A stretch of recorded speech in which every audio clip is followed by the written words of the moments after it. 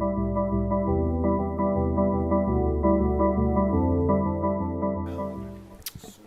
I'm going to call the committee of the whole meeting for Monday, February 7th, 2022 to order.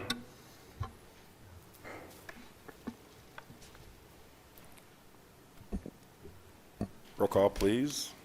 Mayor Gaffino. Here. Trustee Carroll. Here. Trustee Curtis. Here. Trustee Gately. Here. Trustee Nedved. Here. Trustee Salazar. Here. All right, audience comments. Anybody who would like to speak tonight?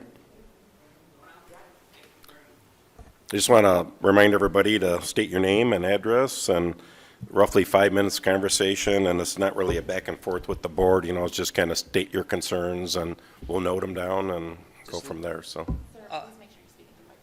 Oh, I don't need a microphone. Gino Dobelman, 1417 Fieldside Lane, North Aurora. Behind me is a Airbnb that has people coming and going on a regular basis, and wondering what is going to be done, if anything, about this. Is it okay now to rent out property? Do they have the proper permits in place for this? Because they've been doing some remodeling with the home railing and things of that nature, but there's a lot more shady activity in my neighborhood now that kind of throws a little concern. So I've noticed a little bit more police presence, which thank you very much, but you guys have to be aware of this on Oak Hill. Yeah, it's under one of our discussion topics tonight, so we're, Okay. yeah. I mean, are we able to rent out properties? I mean, are we going to notify anybody about this? I mean, we've been told it's a village issue. I've called the village 3 times. Nothing's been done. Nobody's gotten back to me. My wife's even looked into this, and it states that this is a village concern, but you guys don't, I guess, regulate what can and can't be done as home rentals or Airbnbs. So, Steve, you want to address any of that, or? Sure.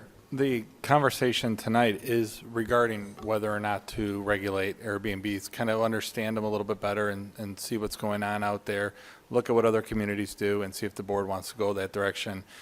But commonly, most villages around here do not regulate Airbnbs in residential neighborhoods. That's something that we were talking about doing. We'll get into this more in the discussion, but there are limitations to villages that are considered non-home rule entities versus home rule. And we're a non-home rule entity, so we have less authority to do certain types of things that other towns can.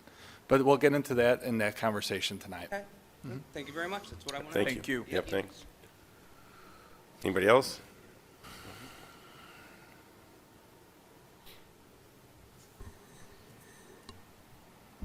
So my name is Mike Millen. I live in Oak Hill subdivision, right next to Gino. What's your And, address?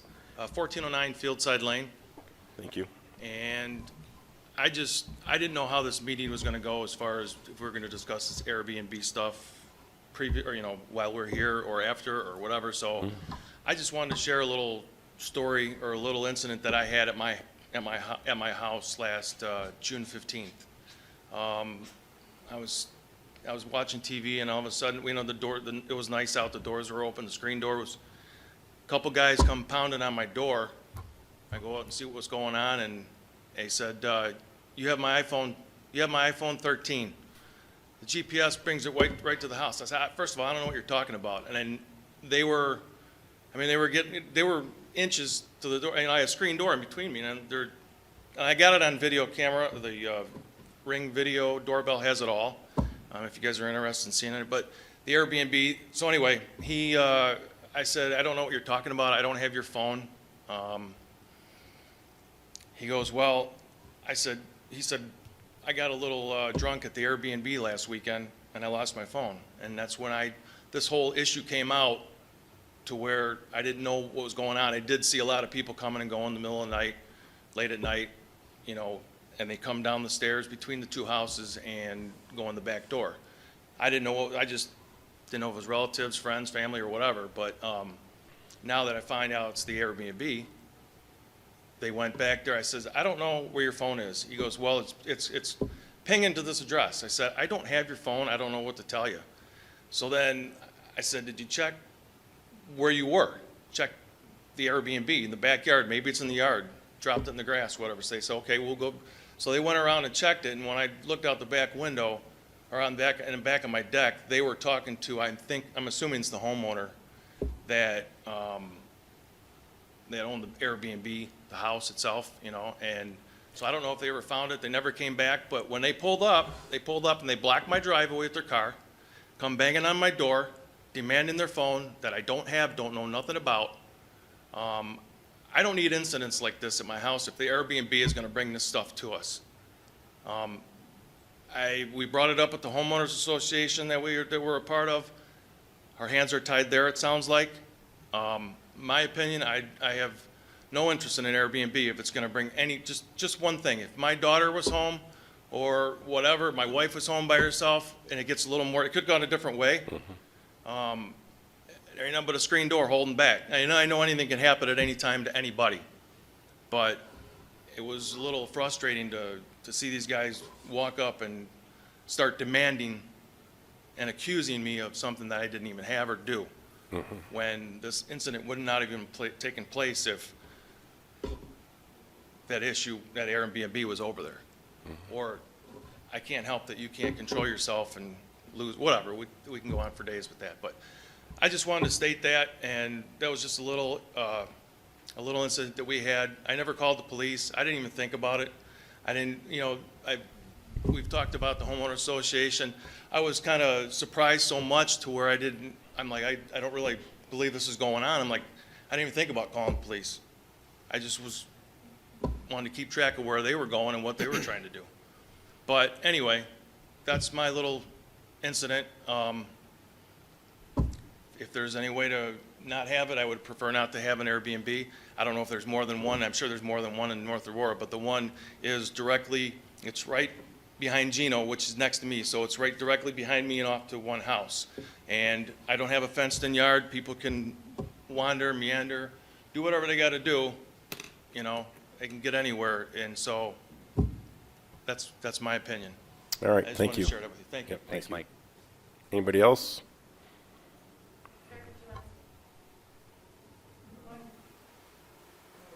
Yeah.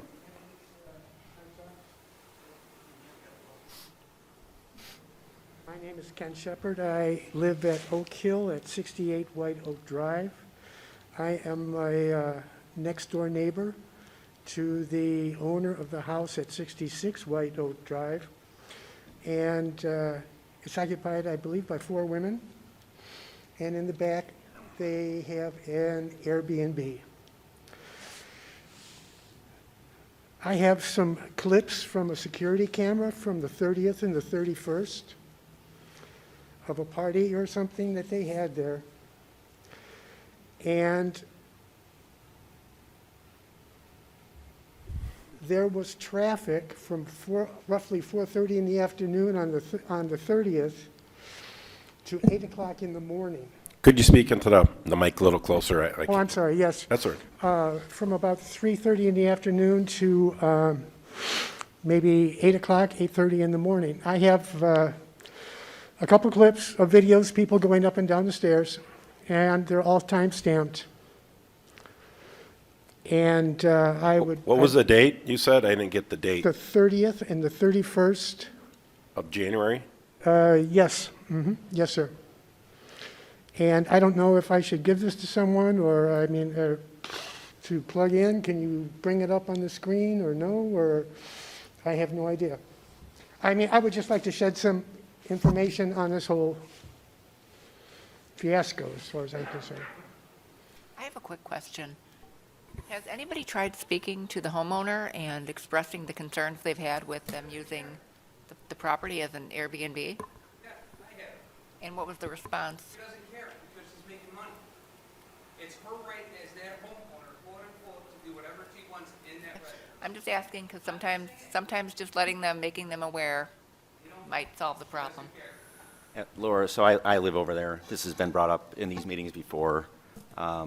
It's a fairly new homeowner. She's been there, what, guys, 2 year and a half? 2 years, I believe, something like that, yes. She's a brand-new homeowner, responds to nothing, pays none of her HOA dues, just disconnected from the community.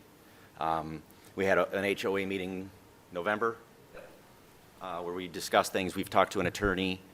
I know this is, again, we've talked about this here before.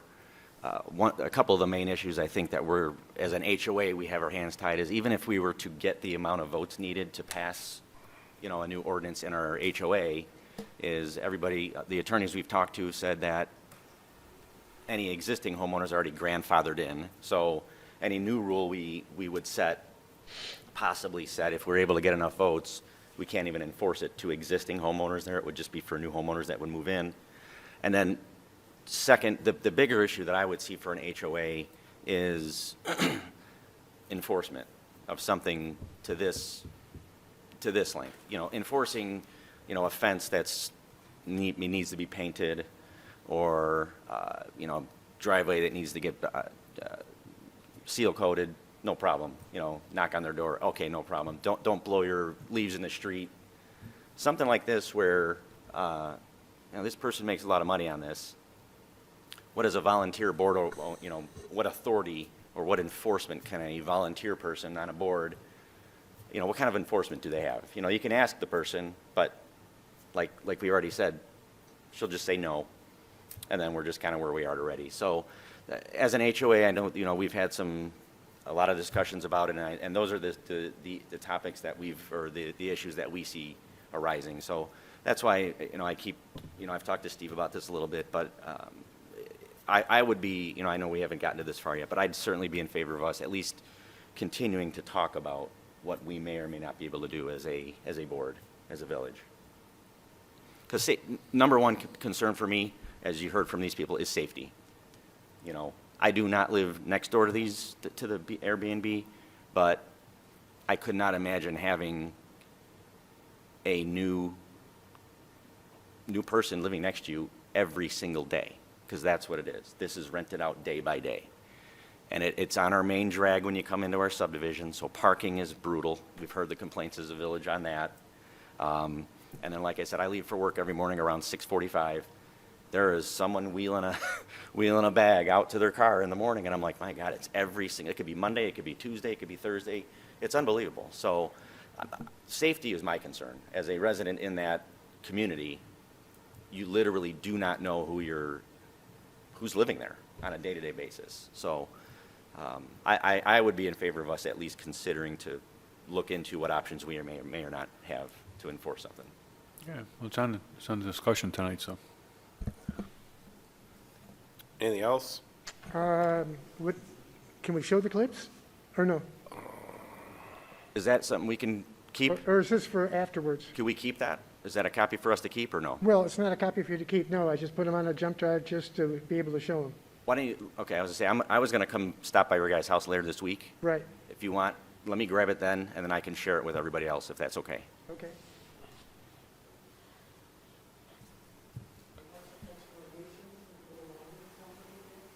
Okay. Is this your only copy? Okay, okay, okay. Want Can to you back go to back the and mic? speak in the mic, please? Thank you. Talking to the mic.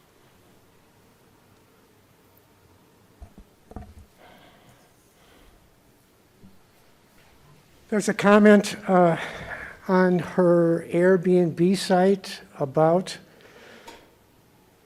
this incident on the 31st and the 1st, and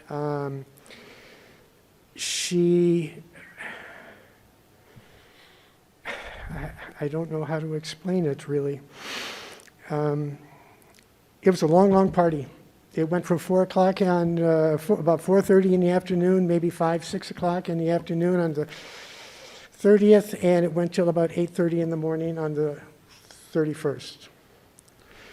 And I have put a complaint in with the Airbnb back in probably August or something of '21, and it came back that they decided to throw their hat into the ring with her, and there was nothing they could do. They would speak with the person who owns the home and is running the Airbnb, and through that, after that discussion with them, they said there's nothing else we can do. She certainly knows that I am, or my wife, are responsible for that, because we live right next door. I also made a issue with the Airbnb that on her Airbnb site and everything like that, she's got a picture and it shows her walkway down and it shows a good, nice picture of my house also.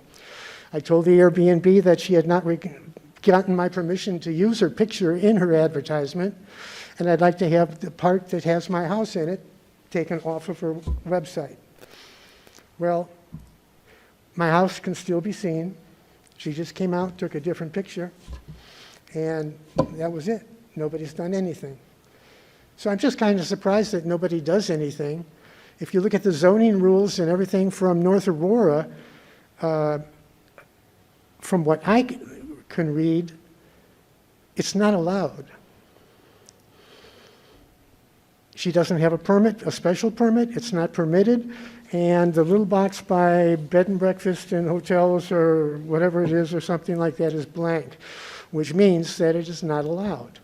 So somebody has to make a decision and say, okay, if this isn't allowed, what are we going to do? Talking about HOAs and all this kind of stuff doesn't really seem to help too much.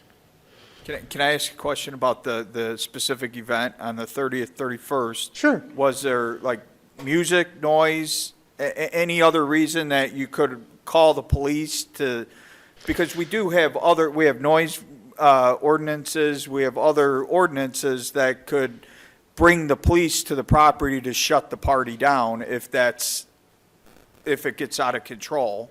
I don't think it was out of control, but they were out in the back on their deck, and it was loud, and I heard it in my basement, right next door. And then other people would come and go, and then it would be out there, and then it would, get loud again, and then it would go away. But I just wish I could show you the clips. You would understand a lot more. And even on her Airbnb, she says, okay, I know it was a big party and everything like that, and I'm not going to allow that anymore. And my neighbor, which is me and my wife, she mentions that we have a camera and that she used the word she, is going to tell her when people walk on our yard or do anything else like that. It's an outright lie. That woman has never talked to my wife, and my wife has never talked to her. Why would she put this in print? It's like a libel case or something, I guess, Why would she put this in print if it isn't true? And there's another part on her Airbnb and everything else like that tells how the Airbnb section and everything like that is totally closed off. You have no access from the front of the house or the top of the house to the bottom. And that seemed to be some kind of a case or something like that, well, we can do this if it's really cut off, but we don't know if it's cut off, and we don't know what to do. Well, we got to find somebody. We have to get together, and we have to figure out what we're going to do. I don't know why she would lie about my wife saying that she would tell her if people walked across our lawn, which they've done before. And I have some of the clips there, and it shows them walking right across the yard, too. I had one clip where there's a girl from the Airbnb who was staying there, and she's 10 feet away from my driveway, or my garage door, on my driveway. I don't know, I think maybe she got lost, maybe she was out for a walk, but she had walked up my driveway and got within 10 feet of my garage door, and then turned around and went back to the Airbnb. What kind of world do we live in? I'm trying to reclaim a decent part of my life here, coming and talking to you, because on the 31st and the 1st, when this went midnight, 12:30, 1 o'clock, 2 o'clock, 3 o'clock, 4 o'clock, 5 o'clock, 6 o'clock, 7 o'clock, 8:30, people going back and forth, laughing and talking and everything. I'd like to get a good night's sleep sometime, to tell you the truth. But I see no support out there for anything. I've lived there ever since we've been there for roughly 23 years. Never had anything like this. And now we've talked at this meeting, we've talked at another board meeting, we've talked at an HOA meeting, and it's kind of like, well, we're thinking about it. Well, I want to reclaim a part of my life. I want my wife to reclaim a part of her life, too. I'm tired of sleepless nights and people walking up and down these steps and talking and laughing, and it's just crazy. It's a free-for-all. And the lady that owns the house, the lady that runs the B&B, she has no idea what's going on there.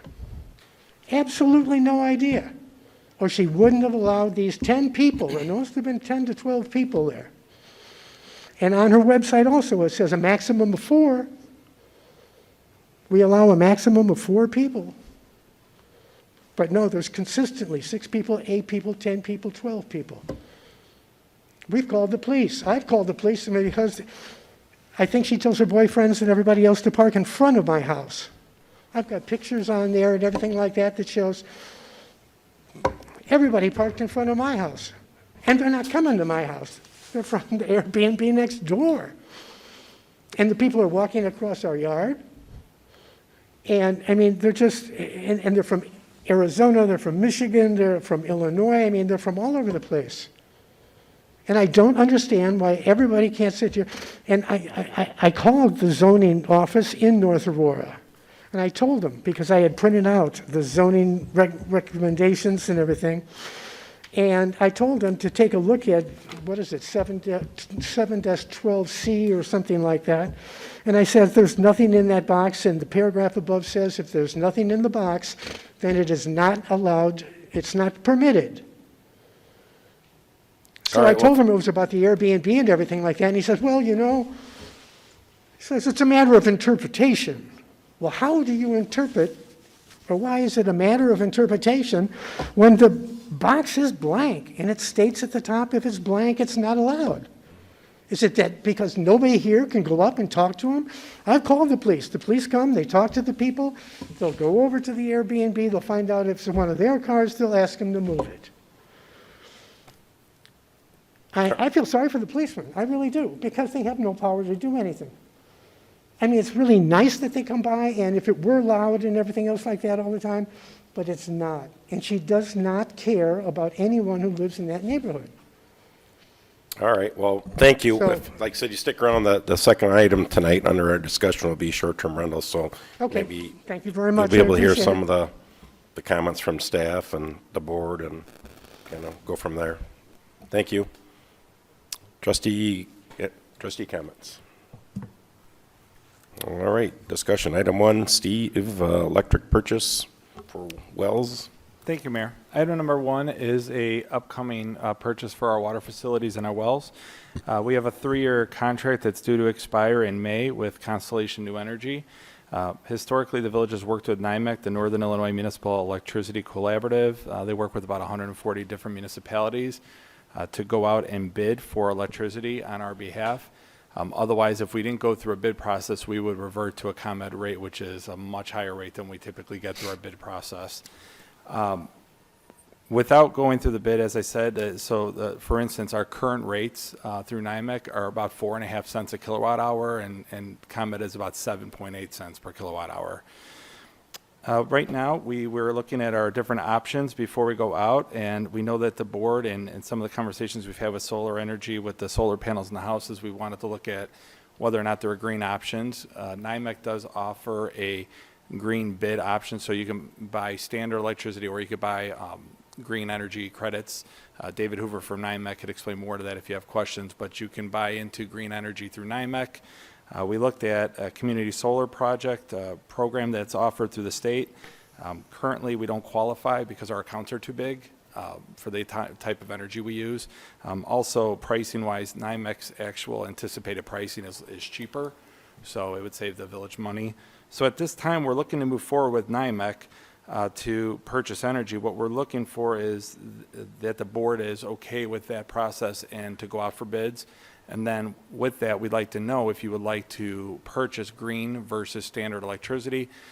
For relevancy, the 1-year estimated price, when David Hooper from NIMEC gets what they call indicative pricing, they look at what's out in the market right now.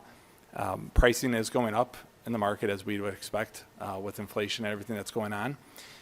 They would anticipate a 1-year contract with standard electricity to be around 5.5 cents. Green energy would be more about 5.8. So right now, we're at 4, like I said, technically, I think we're at 4,474, something like that, so we're about 4.5. So it will go up a little bit. The question I have is, do you want to go out for green energy purchase? It's slightly higher, but it's still well below the ComEd rate. So this is for our water wells? This is for our water wells and our treatment plants. So it's our common electrical use, not quite, but for those two facilities. Yeah, I mean, to put this in perspective, last year we spent $377,000 on electricity through these purchases. So, and that's at the cheap rate. So this would only be for a one-year agreement, correct? No, actually, what would happen is, if you want to go out, we typically get 1, 2, and 3-year pricing through NYMEC, and historically, it has been cheaper to go out for the longer contracts. It's, with the energy market, you never know if that's going to be the case for sure. It depends on the variability of what's out there. But what happens is, there's a resolution attached, it's a draft. If the board wants to pursue that, it simply gets approved at the next meeting. It gives me the authority to sign a contract once NYMEC completes their bid. I look at the pricing and determine, what's the best pricing, make sure it's below ComEd, and then if the pricing's good, we just sign off on it, because the electric market changes so frequently. The bids, I think, they basically are daily, to my understanding. I don't know if we should go with the 3-year contract, just looking at where inflation is right now and what the projections are to be locked in at a higher rate for 3 years. I mean, maybe split the difference, do a year or two, but I think we need to, especially with the inflationary marketplace right now, I don't want to be locked into anything long-term. Okay, so at this point, what I can do is, David Hoover's here. If you'd like to ask him a couple questions about where the energy market is right now, he probably can give you some pretty good insight on that. Sure. And Dave, would you like to come up? Yeah, come on up.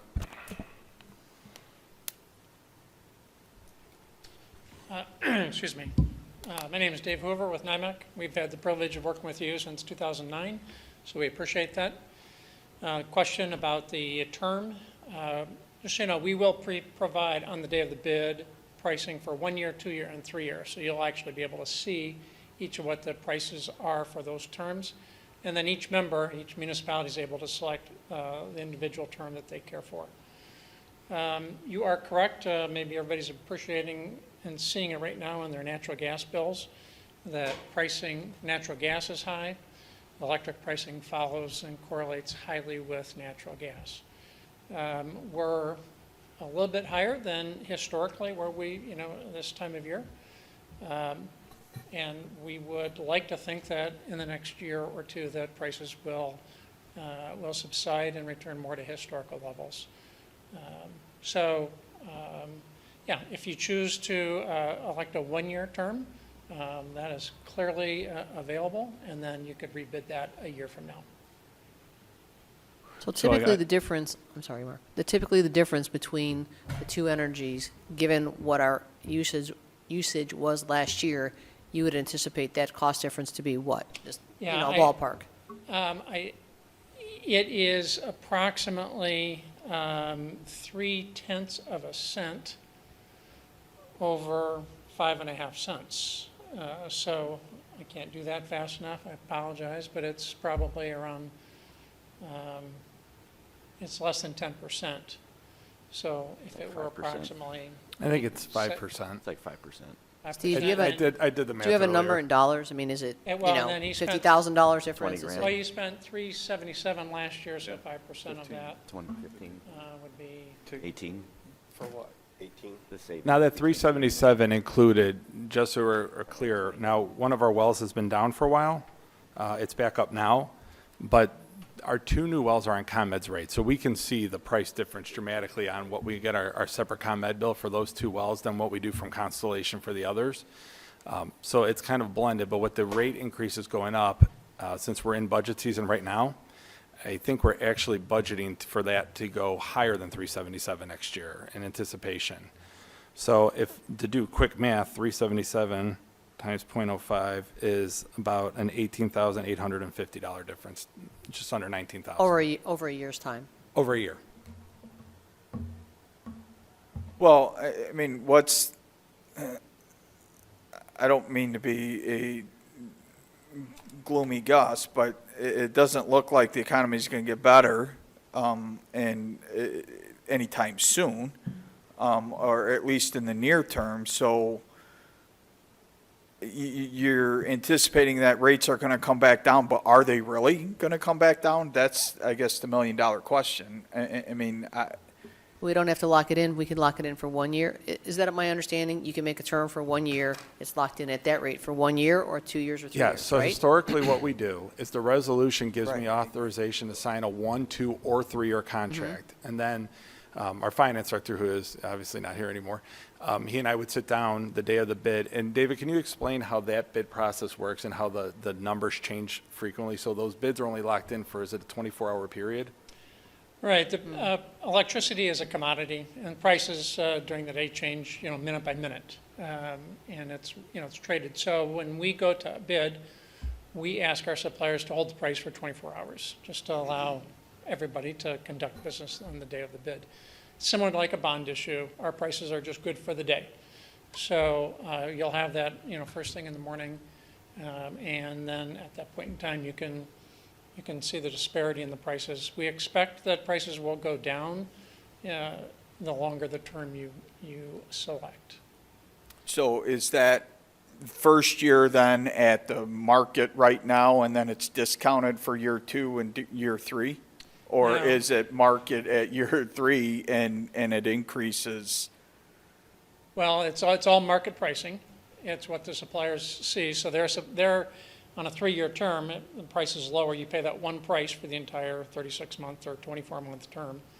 And the suppliers are telling you that they anticipate that the market's going to drop a little bit if they have a declining price. But to your point, Mark, if it doesn't come back down, we've locked in at a lower rate for the longer term that we take it, right? So it can cut either way. If they come back down, then we're That's my locked in at a point. higher rate, or if they go back up, we're locked in at that rate as well. Well, that's my point. If we lock in for 1 year, we're going to be doing this again next year, and if the economy doesn't get better, our rates might be the ComEd rate instead of a 5.5 that we can lock in now for 3 years. It might be better to lock in it and take that. It's less risky to me to lock in for 3 years than it is to lock in for 1 year, take the chance, roll the dice that the economy's going to. Why don't we just split the difference and do 2? Because then that way we're right in the middle of the term. We could take advantage of a lower rate, and we're not locking ourselves in for 36 months. I mean, if we're talking to an expert who's saying that the industry is projecting downward pricing, I mean, who are we to override what they're saying? I don't feel comfortable locking in for a 3-year term when I have an expert telling me that he's projecting prices to come down. I guess the issue really becomes how good, nobody knows until the bids come back how good the pricing is, and that's the thing. So right now, let's just round up and say it's 4.5 cents a kilowatt hour, which it is that we currently pay. Then you say we're expecting it to be 5.5 cents, but it comes back at, let's say, 5.1 or 5.2. That's what the day of the bid, when we get that back, that might be advantageous to say, you know what, it might come back down, but that's not that bad considering where we are right now and how much, that's still way below the nearly 8 cents ComEd is. And you're talking about green energy here, right? We're not. You can. Right. That's the main issue with this is to determine if the board wants to pursue green energy purchase because it is a slightly higher dollar amount. Sure. Yeah, just to be clear, there's 2 issues that you'll determine on the day of the bid. We will get you 1, 2, and 3-year pricing traditionally. We'll get you 1, 2, and 3-year pricing green. The premium's going to be somewhere in the neighborhood of $20,000 annually. And I hate to say that's kind of a judgment call once you see the actual prices and the disparity. I mean, if it drops a half a cent if it goes from 5.5 to 5 and you can lock it in for 3 years, that might be compelling. If it goes from 5.5 to 5.4 for 3 years, you say, well, that's not very compelling. I wish I could give you the prices now. I can't. And so that, I think, is kind of a judgment call that Steve and the mayor and others can make a decision on the day. And because of that, I sorry, go think ahead. your question, if I'm not mistaken tonight, is the board's desire to increase funding about $20,000 a year to be 100% green. I think that's kind of the direction that you're looking for. That's the main question. And the truth is you go back to the bid. Until you see the actual bid numbers, it's hard to equate if 1, 2, or 3 years makes complete sense. We have historically had, and because of that 24-hour window, That's why it doesn't go back to the board. That's why the resolution gives the authorization for the staff to choose with our consultant, because there just wouldn't be enough time to notice a meeting and get back in a room and have this discussion. So what we do is we rely on just where the market is, and I think over the years, I think Bill and I have picked all over the place, 1, 2, 3s, depending on where the market's at. So if we see a number that is very good for more than we anticipated, we may lock in for that 2 years. If the board wants to tell me ahead of time that they're comfortable at all with going 3 years no matter what, then it's fine. We'll just do a 1 or a 2. Well, as to the question of green, to me, in keeping with what the village has discussed before, I would be in favor of spending that bit of extra money to go green, for green energy. That's what I would be Me in favor too. of. But is that a 100% green energy, or is it a hybrid? It's 100%. Because haven't we traditionally done the hybrid? Because I'm more comfortable having a hybrid, because if there's a disruption in the supply chain with green, or there, whatever it would be, I think it's a safer bet to have a hybrid. I think the answer, and correct me if I'm wrong, but nothing is really, when you say 100% green, the electricity that's going to your buildings, it is hybrid in the sense that it's on the same grid. It's coming from a green energy source, and it's coming from ComEd, wherever they get their electricity sold to them. And it's all distributed on the same wires. So everybody is getting blended unless you have solar panels on your house. The issue is you're basically buying into supporting the green programs to encourage more people to keep building green. That's correct. There's no difference in the actual delivery of the power to individual residents' home. But what if there's a disruption in green energy production? Is there going to be a prioritization? It will not impact. to- It will not impact delivery in any way, shape, or form. It's the same conversation that came up with residential aggregation years ago that said, what if I pick a company outside of ComEd and they go under? Well, ComEd is still providing your electricity to your house, so you're still getting electricity to your house. So trustee Gately, you're yes on the green? Yes. Trustee Nedved? Yes, I'd be fine with that. Trustee Carroll? Yes. Laura? Yeah. Yep. fine. And then Carolyn? Yes. what we can do is at the next meeting to actually approve the resolution.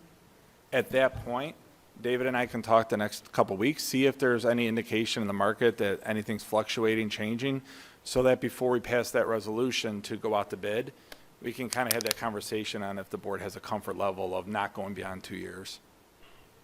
Sounds good. All right, thank you. Thank you. Thank you. Thank you very much. Okay, item 2, short-term rentals. Steve? All right, thank you, Mayor. Item number 2 is short-term rentals. And I just wanted to start by saying that tonight's conversation, as you know, we've had an issue come up at our board meetings. There's obviously people here tonight. What we've done is we've just done some basic overview research. This is a topic that's becoming more prevalent again. Years ago when it first started, there really wasn't. There was a big rush to discussions amongst communities, and then it kind of went away. And Mike and I were saying, for instance, this house that's in that neighborhood is one of the only houses in North Aurora that is actually listed on Airbnb. So it isn't a widespread issue. It's unfortunate that the one house is causing issues.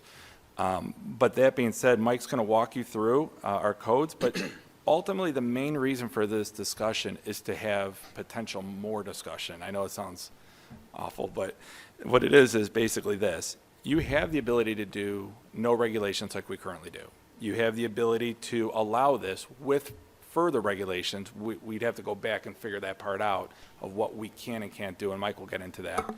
And then you have the ability to tell us you don't want it at all, in which case we'd have to go back and figure out a way to make that work. So with that being said, Mike, go ahead. Yeah, I'm actually going to, David had to be here tonight, so I want to give him the opportunity to present some of the information that he had found through his research. And then I'll kind of go through some of our current zoning conditions. So David, go ahead and. Thanks, Mike. So, yeah, as we can tell, there's people here for short-term rentals and Airbnbs. We took a look at this last year, actually. So for this, it's short-term rentals in residential districts primarily, not commercial, just residential districts. Currently, in our code, we do not have any definition for short-term rental. We do for hotel and also bed and breakfasts, but we don't have anything directly related to this.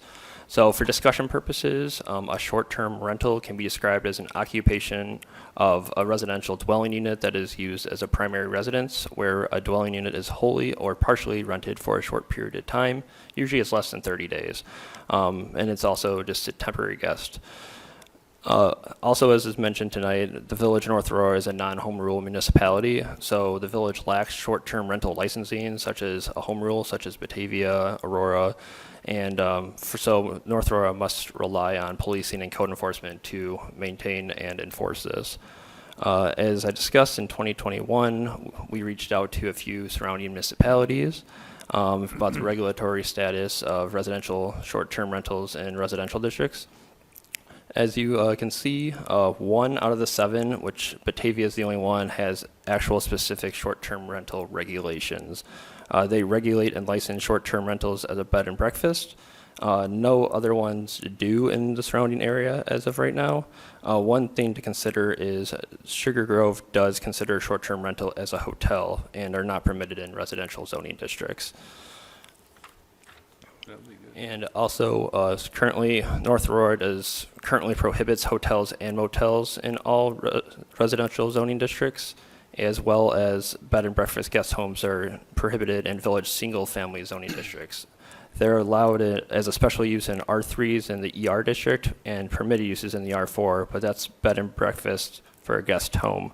We also provided some required off-street parking spaces, as some of the residents mentioned tonight, is becoming an issue. So this is how it is for other dwellings, residential and hotel, motel, as well as bed and breakfast guest homes. We also provided the current definitions in our code. As I mentioned, short-term rentals we do not have anything in our code right now that defines short-term rentals, so we're looking to potentially do that and see where the board wants to go with that. So I'll give it to Mike and see if he has anything to add. Yeah, so our zoning ordinance was drafted 10 years ago. And 10 years ago, this was new to the scene. Mostly you had VRBO. You didn't see a lot of the Airbnb or single-room rentals. So our zoning code, like David mentioned, doesn't have a definition for short-term rentals, and it doesn't really accommodate it.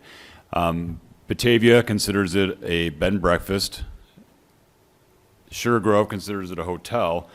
Our Oak Hill subdivision, just using that as an example, was built as a single-family neighborhood. Some of the issues we have, and it comes back to the gentleman's response regarding interpretation and how we, classify each use within a particular zoning district. Well, the definition of dwelling itself, which derives single-family dwelling, dwelling itself actually excludes hotels, motels, and bed and breakfasts. So that just gives you an idea that we don't really have the ability, just for zoning right now, to make a classification that a single-family dwelling is classified as a hotel or bed and breakfast. So as Steve had mentioned earlier, if this is something that the village wants to pursue, we would really have to go back into the zoning ordinance to determine, through our definitions, through our land use classifications, to determine how we would, whether it being that something that we would allow or something that we're going to prohibit. So there's a thread there that we would really have to follow in order to make that distinction, because what we're doing is we're toting a fine line with some of the non-home rule authorities that we do have through whatever state authority is granted to us. So we just can't come out and make an assumption that we have the ability to prohibit short-term rentals, but more or less we have to work within our non-home rule capabilities and our current zoning conditions. So if this is something the board wants us to pursue, we would have to most likely look through the zoning code to address some of these concerns. So what you're telling me, if we look at our zoning codes, we can address the issue? Well, we'd have to look at that, because I would have to, we'd probably work extensively with the village attorney to determine whether or not anything that we do through the zoning ordinance is constitutional through case law and working through our non-home rule authority. I think that's our option to get the issue resolved, right? I mean, what other options do we have? Well, I think that's going to be the question, right? If we want to pursue and not allow this.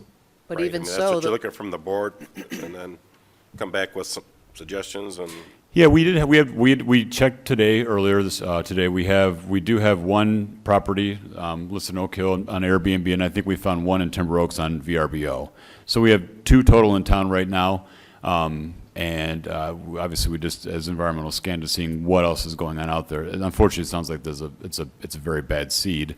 But regardless of whether or not, we're just looking for direction on how to proceed from here. Yeah, well, my position, I wouldn't want to live next to it, and it certainly puts HOA in a, they can't really enforce anything, do anything, so where I'm at, I'd like to see what we can do to eliminate it, My question is if you change something now by going back through the zoning code and you are able to come up with something that we can do, given our limitations, is what she's doing not already going to be grandfathered in? She's already doing it. So if you change it, would she not still be able to continue? I understand that it would help going forward, but I don't know that it addresses the present problem. Would that not be the case? It would be grandfathered? Yeah, and what you mentioned in the staff report, just to dive into it a little bit deeper, is the fact that we've been using code enforcement means and police means to regulate anything, whether it be a single-family home having a party. Typically, we would work through our enforcement means to regulate the actual symptom, so to speak. So those options do exist out there, but as far as grandfathering and zoning, I'm not sure if they would have the right. I'd have to actually speak with the village attorney on that matter. We might not have the answer to that question yet, because I understand that, as Trustee Nedved had said, that it sounds like the hands of the HOA are tied. I'm not sure if the zoning would be tied into a grandfather clause in this situation. We address them as nonconformities and conformities, so we'd have to see that pertains to Chapter 15 of the zoning ordinance. I think that would be a good idea to go look at that zoning ordinance and address this. And I'm with Mark. I wouldn't want to live next to somebody who's I having wouldn't parties. either. And it's the question to Kevin really is if you change the permitted uses for that zoning district, can the use that's already in existence, can you do anything about it? That's the question. Yeah, grandfathering literally means that if the use existed before you impose the change does not apply to the existing use. So it's an issue. There may also be, in addition to the zoning angle, it's, there may be some enforcement or maybe even a nuisance angle.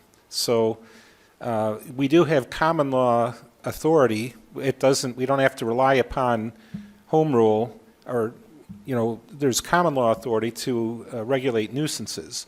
Now, how do you define a nuisance and whether it rises to the level of being a nuisance? That's a matter of evidence. It's a matter of factual circumstances.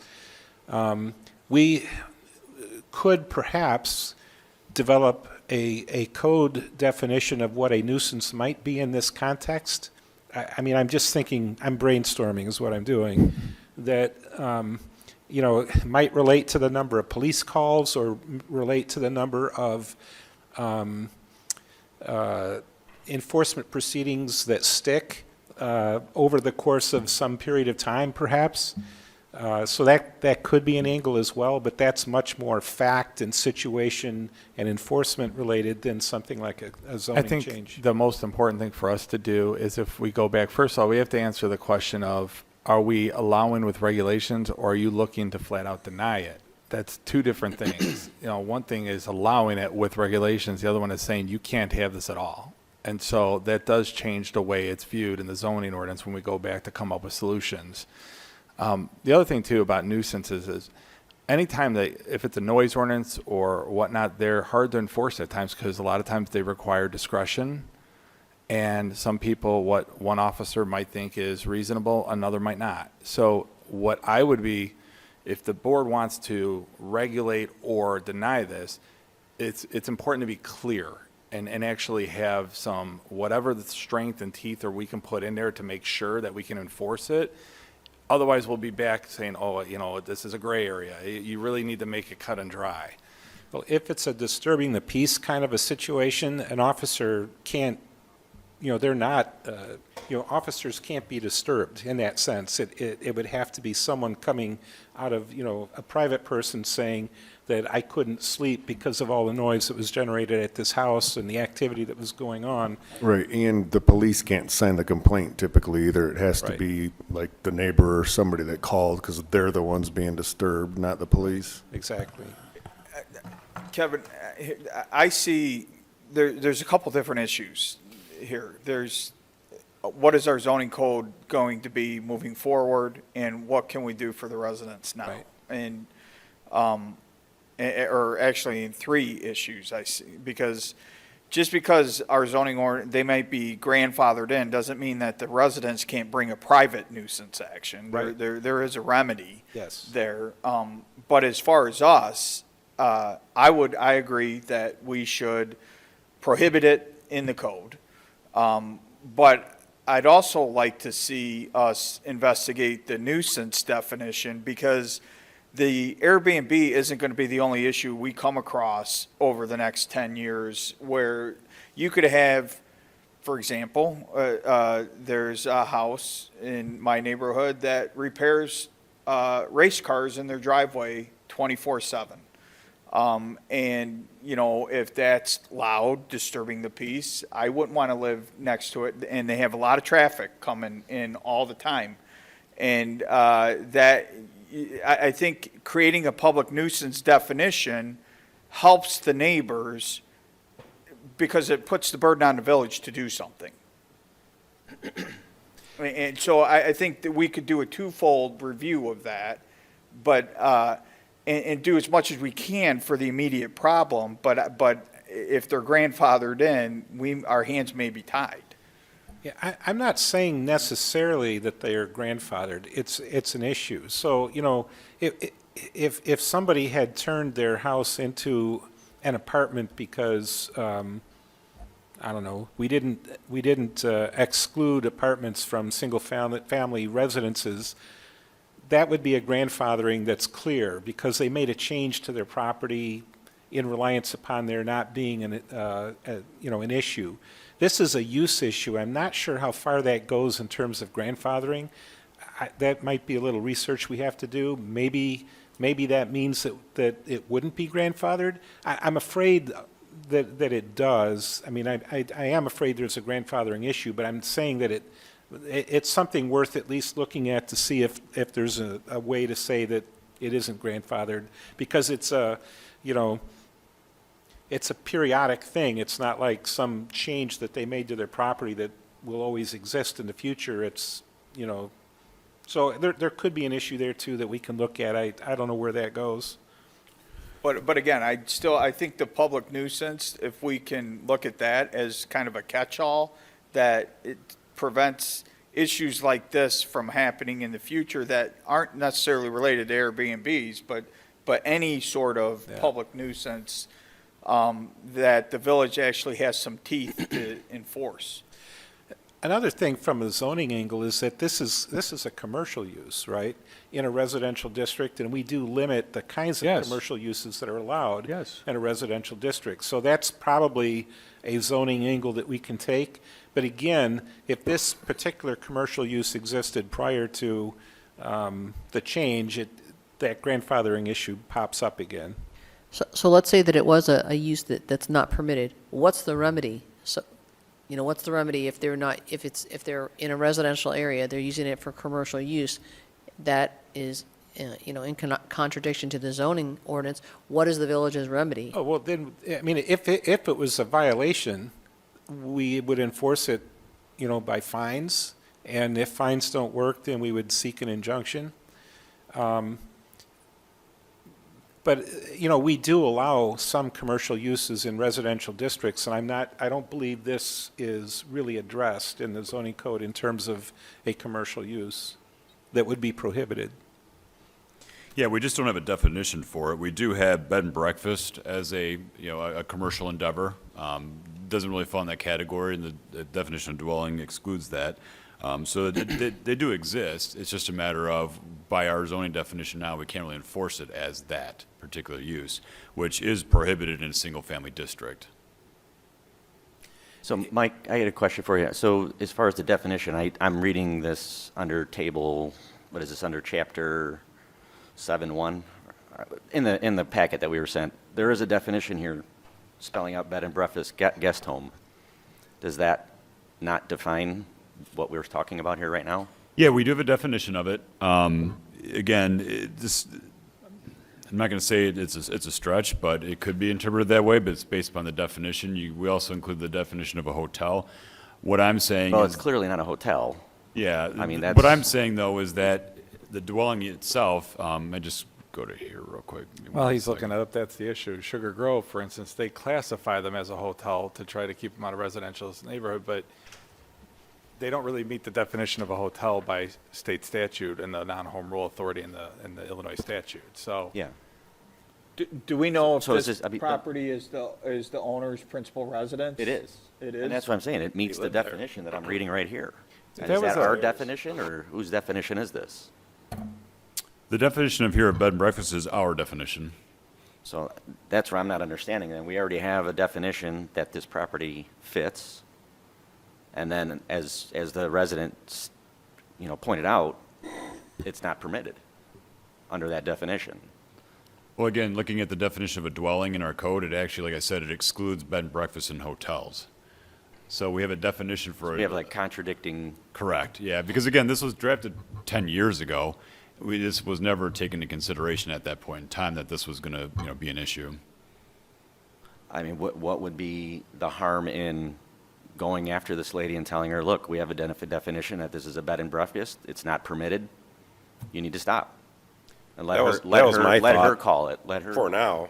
For now. See, What push is that back gonna and, hurt? and see where things go with It's that. in our zoning ordinance, that's the way I see it, too. I mean, you show her this.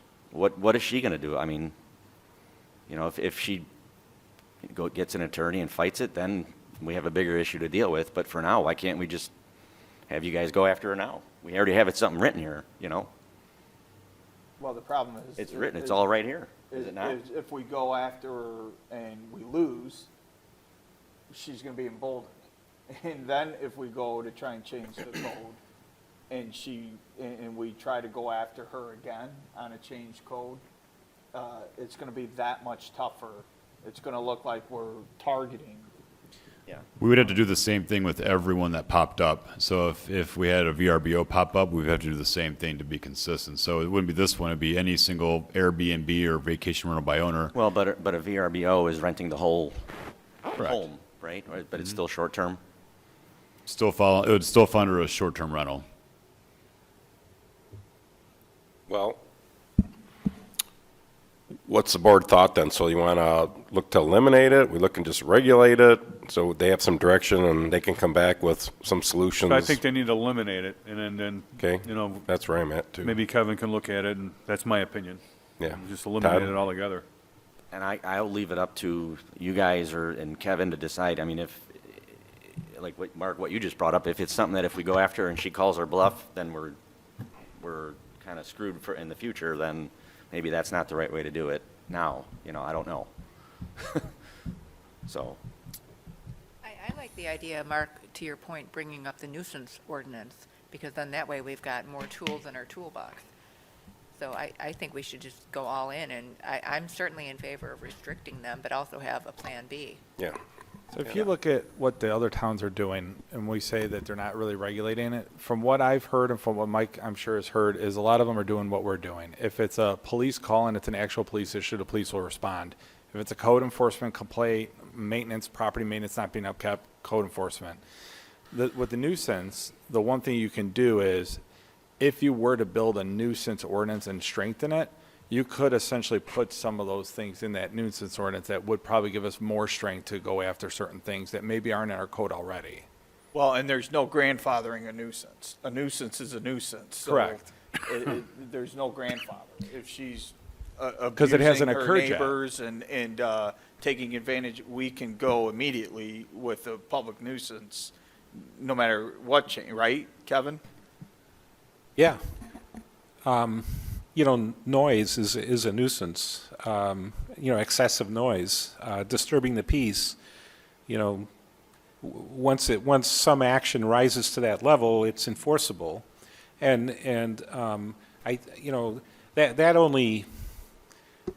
that only applies for the instant at issue, but we could craft a definition of nuisance that includes multiple instances over a period of time that provides more leverage maybe to shut something down, perhaps.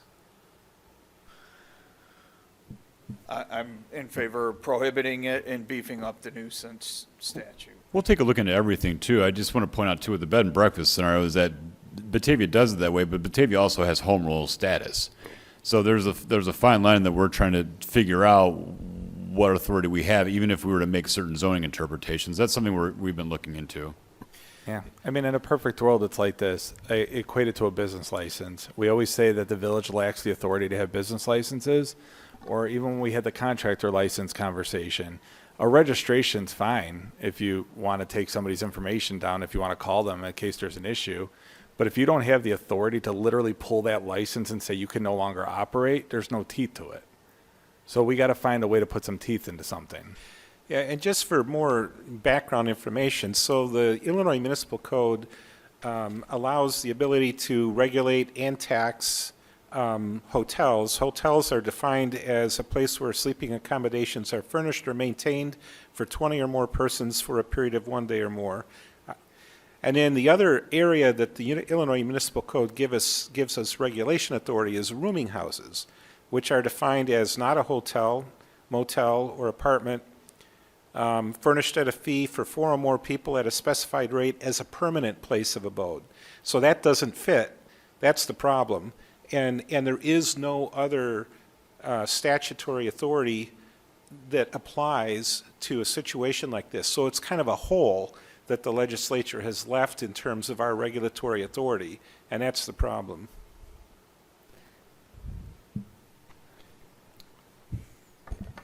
Anybody else? My main concern is safety, so whatever we can do to get this figured out quickly would be great.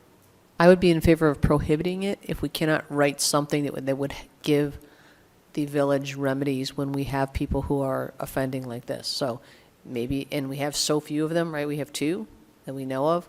So maybe the more effective way and easier way to go about it is just to prohibit it. Is there anything that prevents the village from reaching out to the homeowner? I think so. And just addressing the complaints and saying that there have been numerous complaints?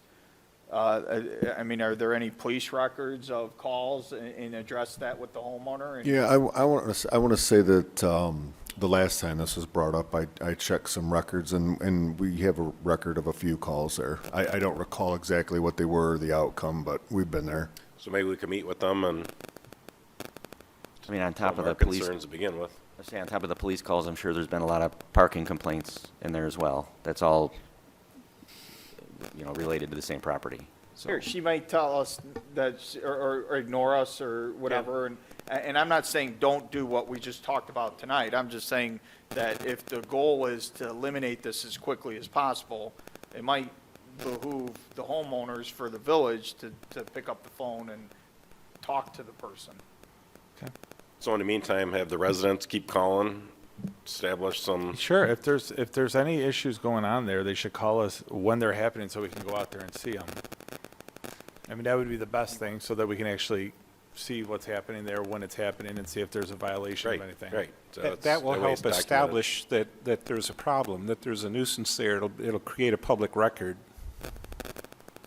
So then how soon can we have some info back on this?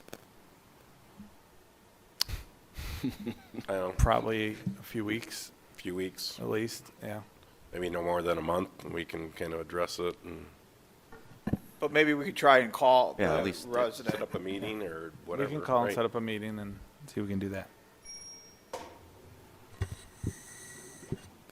Anything else? All right, we'll have a motion to adjourn. We're going to have a meet for exec session following this meeting. Motion to adjourn. Second. Go with an exec session. All in favor? Aye. Say aye. Any opposed? All right, thank you.